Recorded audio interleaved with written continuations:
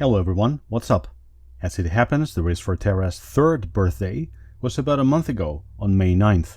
As many of you know, I'm an educator by trade, which means that I always measure time by academic years. Therefore, for me, the third season of videos at the Race for Terra has just come to an end. As I sat down to assess the performance of the channel this year, I couldn't help but think that it was a mixed bag affair. The Race for Terra has gained 2,000 subscribers in this period, and having started from scratch with YouTube memberships back in July 2022, we now have 34 YouTube members which have chosen to invest some of their hard-earned money in supporting this channel. Those are solid numbers for a niche channel like this, and I'm eternally grateful to all YouTube members. In this same period, I've painted quite a lot of models, which you can see on screen. I also started a whole new army for Horus Heresy. I organized a small but fun Horus Heresy event in Germany. I helped my son start his own Heresy army. And I continued to run my schoolwork games and RPGs club, where we played not only countless D&D sessions, but 5 Horus Heresy games all in all. At the same time, this academic year, I had significant additional responsibilities at work, and juggling professional and family demands with those that I, frankly, imposed on myself through the channel has been very challenging at times. In the channel announcement that I made in June 2022, a year ago nearly to the dot, I pledged to publish 1 public and 1 members-only video each month. This I have achieved. I have published exactly 12 public videos and 12 videos only for members. These numbers are no coincidence. Keeping my word is very important to me, and I did not want to let any of my YouTube members down. However, there were times throughout the academic year when it was essentially impossible for me to publish any new videos whatsoever. This, in turn, made me feel obliged to make it up by publishing more videos the following month. Now, I know perfectly well that not a single one of you would have stopped supporting me as a result of these gaps in the schedule.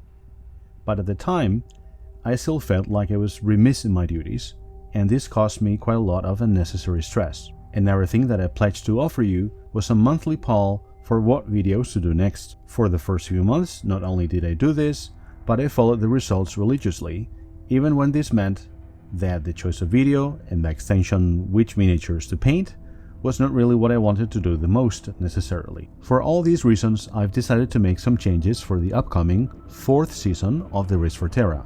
The aim of all these changes is to continue creating content that I can be proud of, while at the same time avoiding a situation where I find myself forced to quit completely due to burnout or because the publishing schedule is no longer sustainable for me.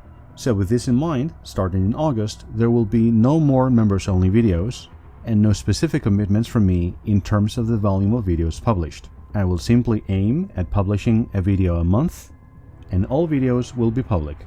There will be months when I'm able to publish 2 or even 3 videos, but there will also be a couple of months every year when I'm on holidays or things are extra tough at work and I simply cannot publish any videos whatsoever. As for the nature of the content, I'm also going to stop with the polls, and I will no longer commit to publishing only Horus Heresy or Star Wars Legion content exclusively, which I did say I would last year. One of the things that I always enjoyed the most about the Race for Terra Discord community is how eclectic our tastes are, which has always shown very clearly in all our Spotlight videos. And speaking of the Spotlight videos, let me explain how the membership tiers will be restructured. The entry tier of Magos Auxilia remains unchanged. The mid-tier, Magos, has 4 perks, most of which revolve around the idea of being an active community member.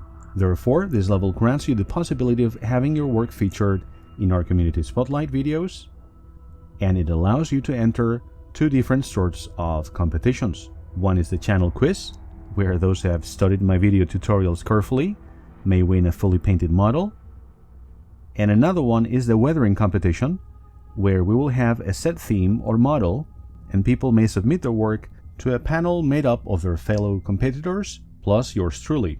On top of all the above, the mid-tier also contains discount codes for GameMat.eu and Corvus Games Terrains, 2 amazing companies whose wargaming terrain products I can personally vouch for. The lofty top tier of Archmagos also continues unchanged. Now, I want to be completely honest with you guys. If the removal of the members-only videos or the lack of a stringent release schedule is a disappointment for you, I will totally understand if you decide not to be a YouTube member anymore. However, if you choose to support the channel by being a YouTube member, know that I've always meant every word when I talked about what a difference each of you made to me. Thank you very much indeed.